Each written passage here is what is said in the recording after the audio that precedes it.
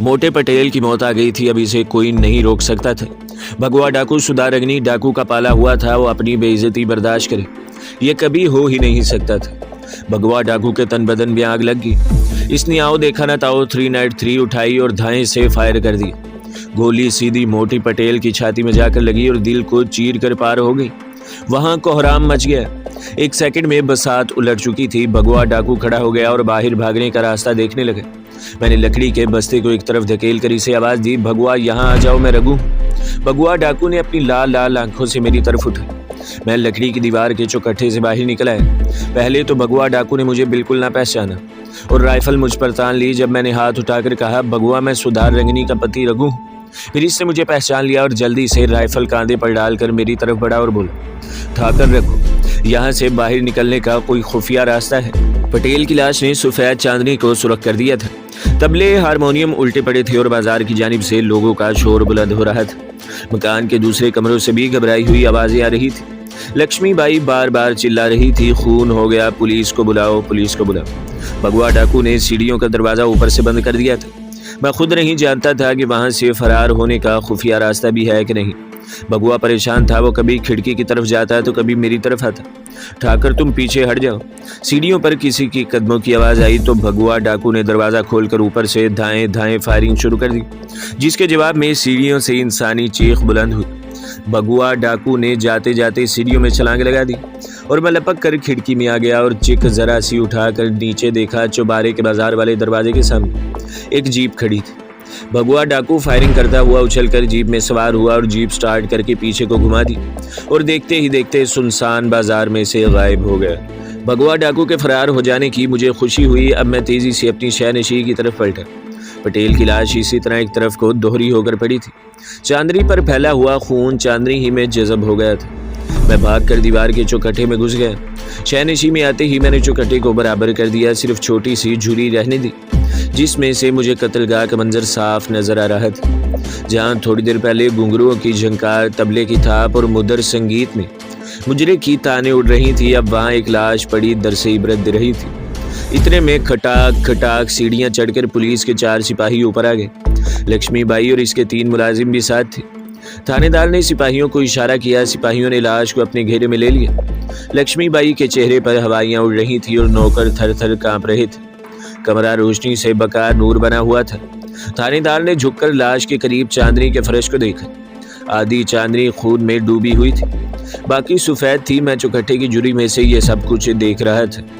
थानेदार ने सफेद जगह पर खून आलूद पांव के निशान देखकर कहा, भाई कातिल इस तरफ गया है। अब मुझे अपनी गलती बिल्कुल बेएहतियाती का एहसास हुआ। जब मैं बाजार वाली खिड़की से पलटकर अपनी शहनशी वाली लकड़ी की दीवार की तरफ आया था तो अनजाने में मेरा एक पाँव पटेल की लाश के खून पर पड़ गया था और ये निशान खाली सफेद चांदनी पर मेरे पाँव के निशान बनाता दीवार की तरफ आया था। मैंने बड़ी तेजी मगर बेएहतियात से चौखटे की दुर्ज बंद कर दी। दूसरी तरफ से थानेदार की आवाज़ आई, इस दीवार के पीछे क्या है भाई? जरूर कोई कोठरी ही होगी, कहीं ये गली वाली दीवार तो नहीं है। लक्ष्मी बाई की आवाज आई, इधर तो काट कबाड़ है राणा जी, कातिल तो बाजार से फरार हुआ है, सबने इसे देखा है। थानेदार बोला, लगता है इधर कोई इसका साथी छुपा हुआ है। ये पाँव के खूनी निशान यहाँ तक आए। इसने शायद अपने हाथ में पकड़े बैत से दीवार पर ठक ठक की। मैं जल्दी से पीछे हट गया था। थानेदार की आवाज आई, दीवार में तख्ते लगे हैं, इन्हें पीछे हटाओ। सिपाहियों ने दीवार के साथ जोर आजमाई शुरू कर दी। वो कोई दम में शहनशी में आने वाले थे। अब भला मैं कैसे वहां ठहर सकता था? मैं दरवाजे की तरफ दौड़ा, मगर हाय रे किस्मत, लक्ष्मी बाई ने दरवाजे को बाहर से ताला लगा रखा था। दरवाज़ा बड़ी मजबूत लकड़ी का था। मैं अगर इसे तोड़ने की कोशिश भी करता तो शोर सुनकर पुलिस इधर आ जाती। मैं अपने आप ही पुलिस की हिरासत में आ गया था। इसी दौरान पुलिस दीवार की एक चौबी तख्ते को पीछे हटा चुकी थी। मुझे और तो कुछ न सूझा, जल्दी से तख्त के नीचे घुस गया। शहनशी के अंधेरे में टॉर्च की रोशनी पड़ी। लक्ष्मी बाई थानेदार से कह रही थी, राणा जी इधर तो कुछ भी नहीं है, घर का पुराना सामान पड़ा है, कातिल को बाहर जाकर ढूंढ। थानेदार ने रोबदार आवाज से कहा, इसकी जीप के पीछे हमारे आदमी रवाना हो चुके हैं। हम कातिल के साथी को गिरफ्तार करना चाहते हैं, जो जरूर इस शहनशी में छुपा हुआ है। गंभीरिया अंदर जाकर देखो, घबराओ नहीं, मेरे हाथ में पिस्तौल है। इस वक्त मुझे अपने आप पर इस बेबस चूहे का गुमान हो रहा था जो पिंजरे में बंद हुआ और पिंजरे के दरवाजे में से घर के मालिक का हाथ मेरी तरफ बढ़ रहा हो। एक सिपाही कूद कर शहनशी में आ गया। इसने टॉर्च की रोशनी में स्विच तलाश करके बिजली का बल्ब रोशन कर दिया। थानेदार की आवाज़ आई, तख्त के नीचे देखो। मेरा कोई एक्शन मेरे काम नहीं आ सकता था। सिपाही ने तख्त को उलट दिया, नीचे मैं पड़ा था। थानेदार ने नारा लगाया, खबरदार अगर भागने की कोशिश की तो गोली चला दूंगा। बाकी सिपाही भी शहनशी में कूद कर आ गए। उन्होंने फौरन मुझे हथकड़ी डाल दी। मुझे दीवार के चौखटे में से खींचकर लाश वाले कमरे में लाया गया। लक्ष्मीबाई और इसके मुलाजिम परे परे हट गए। थानेदार बड़ा खुश था। इसने लक्ष्मीबाई को देखकर फातिहाना अंदाज में कहा, बाई, पुलिस कातिलों का सुराग लगाना जानती है। ये कातिल का साथी है, क्या तुमने इसे पहले भी कभी देखा है? लक्ष्मीबाई ने मुझे अजीब जुबानी नजरों से देखा, जैसे कह रही हो, तुम्हें किसने कहा था कि दीवार का तख्ता हटा के बाहर निकलो? पुलिस पहले ही मेरे पाँव पर लगा खून का निशान देख चुकी थी। लक्ष्मीबाई ने नफी में सर हिलाते हुए कहा, नहीं राणा जी, मैंने इसे पहले कभी नहीं देखा। थानेदार ने दूसरा बड़ा अहम सवाल किया, क्या ये भी कातिल के साथ कोठे पर आया था? लक्ष्मीबाई ने एक बार फिर नफी में सर हिलाया और बोली, मैंने इसे कातिल के साथ आते नहीं देखा था। थानेदार ने हंसकर कहा, मगर ये कातिल के साथ ही आया था, तुमने इसे देखा नहीं तो क्या हुआ? तुम तो अपने रोज के धंधे में लगी हुई हो। थानेदार ने 2 सिपाहियों को हुक्म दिया, इसे नीचे ले जाओ। मैं हथकड़ी पहने बाजार में आया तो वहाँ एक भीड़ लगी थी। बाजार की रोशनी में मुझे आता देखकर लोगों ने बुरा भला कहना शुरू कर दी। वो मुझे भी कातिल का साथी समझ रहे थे। पुलिस की जीप सामने खड़ी थी। यहाँ भी 4 पुलिस के सिपाही बंदूकें लिए मौजूद थे। मुझे सख्त निगरानी में जीप में बिठा दिया गया। थोड़ी देर में थानेदार भी सिपाहियों के साथ नीचे उतरा है। इसने एक सिपाही से कहा वो वहीं ठहरे, क्योंकि लाश को ले जाने के लिए एम्बुलेंस आने वाली है। थानेदार और तमाम सिपाही जीप में सवार हो गए और जीप हुजूम को चीरती हुई इलाके के थाने की तरफ चल पड़ी। मैं दिल ही दिल में भगवा डाकू को बुरा भला कह रहा था कि कमबख्त मुझे फंसा कर खुद रफू चक्कर हो गया है। गलती मेरी भी थी कि मुझे शहनशी से बाहर नहीं आना चाहिए था, लेकिन सुधा रंगनी के साथी को मुसीबत में देखकर मुझसे रहा न गया। बहरहाल अब मुसाइब का दरवाज़ा एक बार फिर खुल गया था। बाज़ार हुसन का कत्ल तो शायद मुझ पर साबित न हो सके, मगर साबरमती आश्रम में 4 फौजी जवानों के कत्ल के इल्ज़ाम से मुझे अब कोई नहीं बचा सकता था। शायद दूसरे ही रोज़ मुझे मिलिट्री पुलिस के हवाले कर दिया जाए और फिर फांसी का फंदा मेरे सामने था। मैं यही कुछ सोच रहा था और जीप अहमदाबाद के गुंजान बाजारों से निकल कर एक निस्बतन खुली सड़क पर आ गई। यहाँ 2 रवैया खंभों पर मरकरी रोशनियां जगमगा रही थी। बाईं जानिब कुछ फासले पर एक मेहराबी गेट के ऊपर सुरख गुजराती हरूफ रोशन थे, अल्टरिया पुलिस स्टेशन। इस इलाके का नाम अल्टरिया था और ये इस इलाके का पुलिस स्टेशन और मेरी मौत का सामान था। जीप में बैठे बैठे मैंने अपनी हथकड़ी का अच्छी तरह जायजा ले लिया था। ये लोहे की काफ़ी भारी हथकड़ी थी और मैं इसमें से 1000 कोशिश के बावजूद अपनी कलाइयाँ बाहर नहीं निकाल सकता था। थाने पहुंचकर मेरी तलाशी ली गई। पुलिस को मेरे कपड़ों में से सिवाय सुधा रंगनी के सांप के मनके की और कुछ न मिला। मैंने थानेदार से गुजराती में दरख्वास्त की कि ये मेरी माता जी का दिया हुआ धरी मनका है, इसे मेरे पास ही रहने दे। मगर अखड़ थानेदार ने इसे कागज़ में लपेट कर मेज़ की दराज में रख लिया और मुझे गाली देकर कहा, अब बताओ कि तुम्हारा कातिल साथी कौन था और कहाँ गया है? तुम्हारा ठिकाना कहाँ पर है?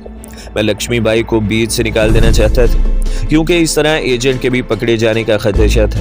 मैंने कहा, राणा जी, मैं तो वैसे ही कोठे पर गाना सुनने आ गया था। जब वहाँ गोली चली तो भाग कर शहनशी में छुप गया था। मैं किसी कातिल को नहीं जानता। थानेदार ने उठकर मुझे 2-3 थप्पड़ रसीद कर दिए। मेरा खून खोल उठा, मगर मैं मुसल्ले पुलिस के नरगे में था, कुछ नहीं कर सकता था। बस सब्र के घूंट पीकर खामोश रहा। थानेदार ने मेरा पर्चा काटा और मुझे हवालात में बंद कर दिया। मैंने यहाँ अपना नाम फैरोज भाई लिखवाया और बताया कि मैं बड़ौदा से मेहनत मजदूरी करने अहमदाबाद आया था कि बाज़ार हुसन की तरफ निकल आया।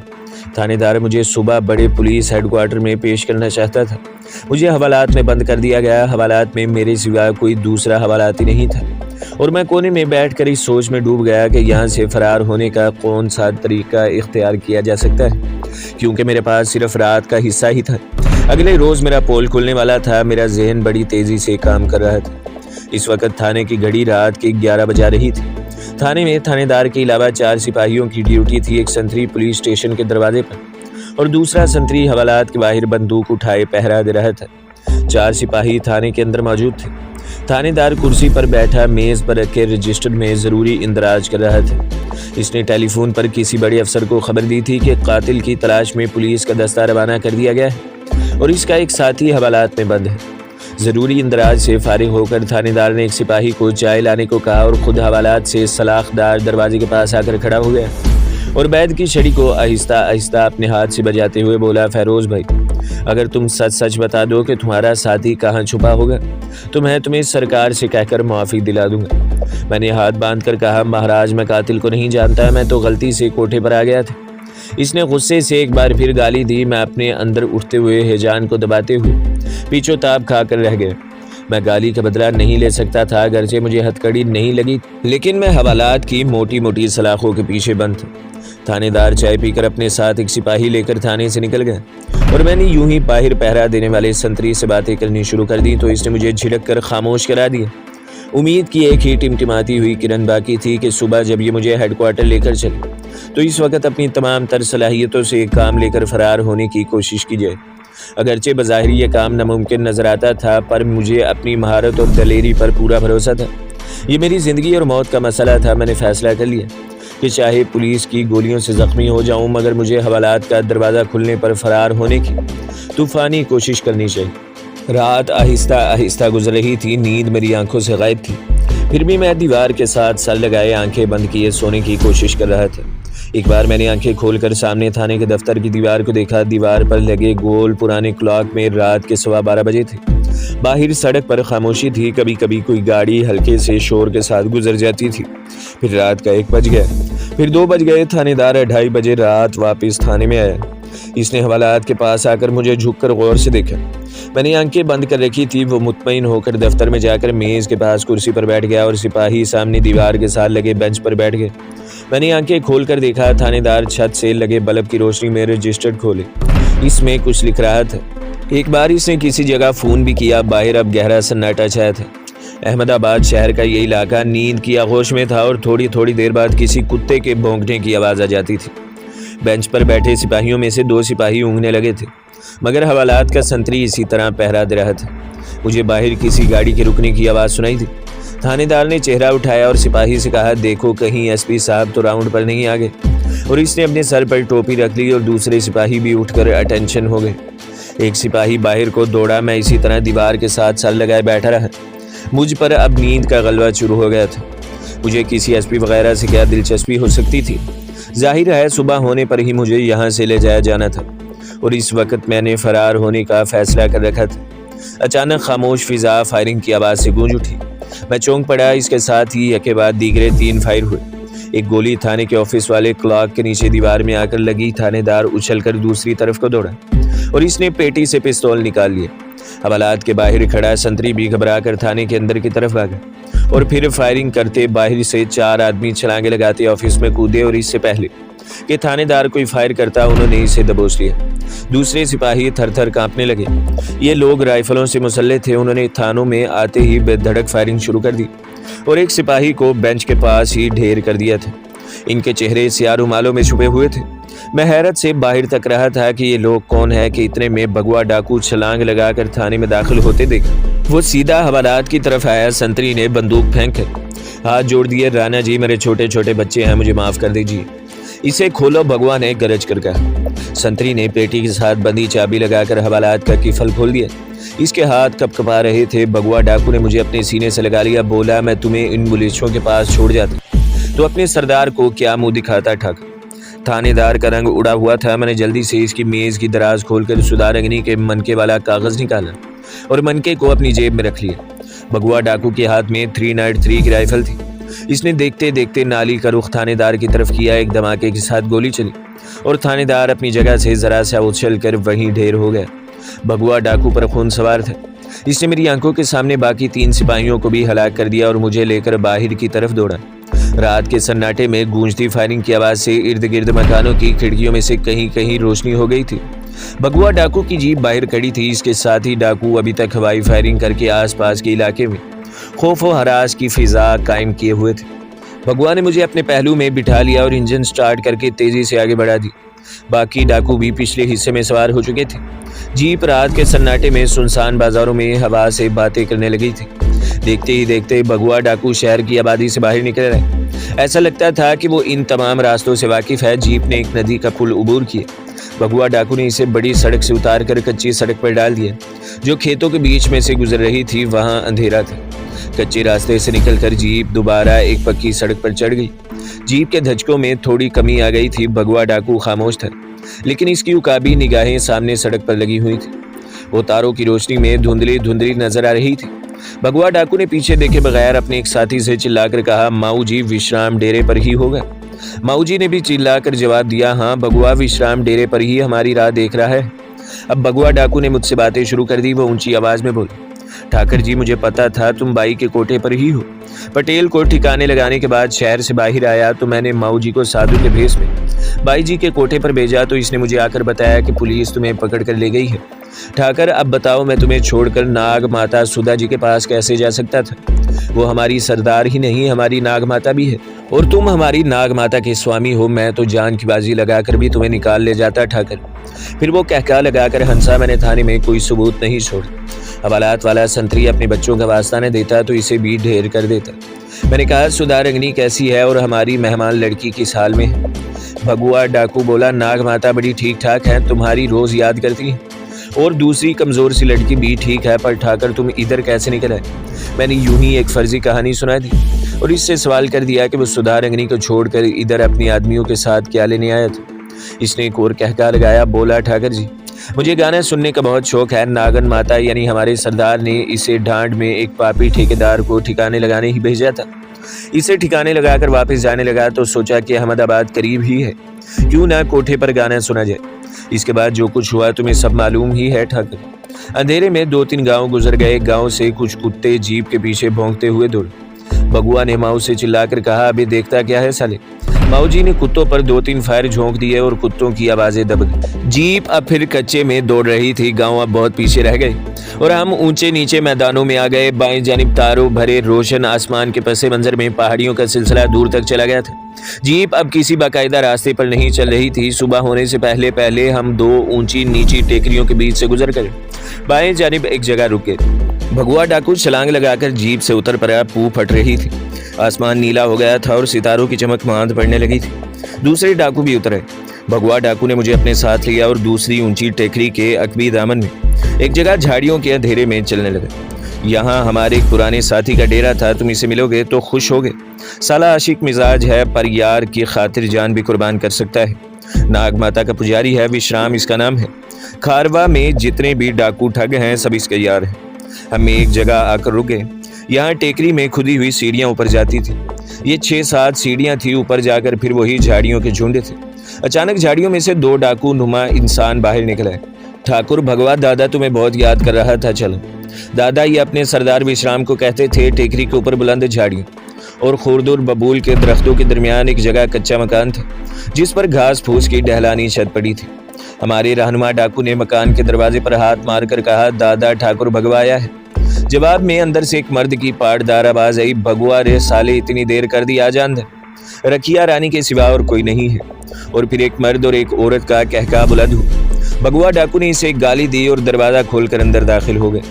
मैं भी इसके साथ था। अंदर एक कमजोर सी लालटेन जल रही थी। इसकी लो नीचे रखी गई थी। 2 चारपाइयां आमने सामने बिछी थी। एक चारपाई पर भगुआ डाकू का पुराना दोस्त विश्राम डाकू अपनी दोस्त रखिया रानी के साथ बैठा था। इस औरत की नाक का नन्ना सा सुराख नगीना चमक रहा था। अबे ये कौन है बे? भगुआ डाकू बड़े एहतराम से बोला, विश्राम ये रघु जी हैं। ठाकर रघु हमारी नाग माता के स्वामी। विश्राम जल्दी से चारपाई से उतरकर मेरे पांव छूकर बोला, धन्यवाद हो ठाकर जी, आपके दर्शन करके खुशी हुई। फिर रखिया रानी की तरफ इशारा करके किसी कदर मोहल्लक लहजे में बोला, इसका कुछ ख्याल न करना ठाकर जी, ये तो मेरी रखिया रानी है। इसे ऐन ब्याह के रोज एक दिन के लिए अगवा करके लाया था। अब ये जाती ही नहीं मुझे छोड़कर। विश्राम डाकू बड़े मजे का आदमी था। इसी वक्त दूसरी चारपाई पर मेरे लिए नई चादर बिछवा दी और कहा, ठाकर तुम यहाँ आराम करो। फिर वो भगुआ और रखिया को लेकर बाहर निकल गया। चारपाई पर लेटते ही मैं नींद की दुनिया में गुम हो गया। सुबह इस वक्त आंख खुली जब एक कुत्ता जोर जोर से भौंक रहा था। मैं आंखें मलता उठकर दरवाजे से निकलकर बाहर आया तो दिन काफी चढ़ाया था। चारों तरफ धूप फैली हुई थी। टेकरी पर बबूल के पेड़ों तले विश्राम, भगुआ और दूसरे 3 डाकू खेस बिछाए बैठे बातें कर रहे थे। इनके पास ही 2 मटके बड़े थे। चूल्हे में आग जल रही थी और रखिया रानी रोटियां पका रही थी। मुझे बाहर निकलते देखकर विश्राम डाकू एहतरामन उठकर मेरी तरफ है, ठाकर जी आराम से तो नहीं सोए होंगे? मैंने कहा ऐसी बात नहीं, मुझे तो बड़ी अच्छी नींद आई। दिन के 11:30 बज रहे थे। विश्राम डाकू ने रखिया रानी से कहा कि रोटियां जल्दी पकाओ, दूसरी हंडिया पर मुर्गी पक रही थी। हमने वही टेकरी के बबोलों के नीचे खेस पर बैठकर रोटियां भुनी हुई मुर्गी के सालन के साथ खाई। इतना लजीज खाना मैंने बहुत कम खाया था। खाने के दौरान में मालूम हुआ कि जिस जीप में सवार होकर हम वहां तक आए थे वो विश्राम डाकू ही की थी। यहाँ टेकरी से थोड़ी दूर भगवा डाकू और इसके साथियों के घोड़े भी बंधे थे। ढांड का गांव हमारे बाएं तरफ 20 किलोमीटर के फासले पर रह गया था। विश्राम डाकू ने अपनी जीप जंगल में इसी अपनी कमीनगाह में पहुंचा दी थी। प्रोग्राम ये बना कि भगवा डाकू और मैं अपने डाकू साथियों को लेकर शाम होने से पहले यहाँ से अमरेली की तरफ रवाना हो जाएंगे। दरियाए घारंग पार करके चौका ढाबा के 3 कोस लंबे जंगल को अबूर करके हमें पश्चिम की जानिब वाली स्याह धारीदार चट्टानों की नरोला वादी में पहुंचकर सुधारगनी से जा मिलना था। यहाँ विश्राम डाकू अपने दर्जन भर साथी डाकुओं के साथ एक अरसे से मुकीम था। शायद इसका गुजारा इस टैक्स या मुआवजे पर था जो वो इधर उधर पनाह लेने वाले डाकुओं से वसूल करता था। दोपहर के खाने के बाद विश्राम तो रखिया के साथ कोठरी में चला गया और मैं, भगवा डाकू, माऊजी और दूसरे साथी वहीं पड़कर सो गए। मुर्गन खाने के बाद जो बबूल की ठंडी छांव में लेटे तो नींद की परियों ने हमें आंखों पर अपने रेशमी हाथ रख दिए। जब सोकर उठे तो धूप ढलने लगी थी। भगवा डाकू राम राम करता दरख्तों की तरफ चला गया। हमारे साथी डाकू भी उठ गए थे और अपनी अपनी बंदूकों को साफ कर रहे थे। विश्राम अभी तक कोठरी में सो रहा था। भगवा दरख्तों की तरफ से वापस आया तो बोला, ठाकर हमें अब निकल जाना चाहिए। रात को चौका ढाबा के जंगल में विश्राम करेंगे। अभी ये अल्फाज इसके मुंह में ही थे कि एक तरफ से विश्राम का एक डाकू साथी हाँफता हुआ आया और बोला, राणा जी, हमें आदमी ने खबर दी है कि अमरेली पुलिस की 2 लारियां इधर को आ रही हैं। वो घबराया हुआ था। इसी वक्त विश्राम भी कोठरी से बाहर निकल आया। अबे किसने खबर दी है? राणा जी, बंसी खबर लाया है, नीचे खड़ा है। विश्राम डाकू ने कहका लगाकर कहा, अबे आने 2 साली पुलिस को एक एक का भेजा निकाल कर रख दूंगा। फिर इसने बंसी मुखबर को ऊपर टेकरी पर बुलाकर सारी तफसील पूछी। मैं और भगवा डाकू तो कुछ परेशान हो गए। मालूम हुआ कि पुलिस की भारी नफरी 2 लारियों में बैठ कर आ रही है। इनके पास बंदूकें भी हैं। भगवा डाकू ने विश्राम से कहा, विश्राम, ये पुलिस हमारे पीछे लगी है। जान पड़ता है जीप के टायरों के निशान उन्हें मिल गए। विश्राम ने भगवा के सीने पर अपनी राइफल के बट का टहोका देकर कहा, अबे भगवा, डरता क्यों है? जब तक विश्राम जिंदा है तुझे कोई हाथ तो लगा कर देखे। तो दोस्तों, अगली किस देखने के लिए हमारे चैनल को सब्सक्राइब करें, वीडियो को लाइक करें और बेल के आइकॉन को भी दबा दें ताकि हर जो आने वाली वीडियो है वो आपको सबसे पहले मिलती रहे।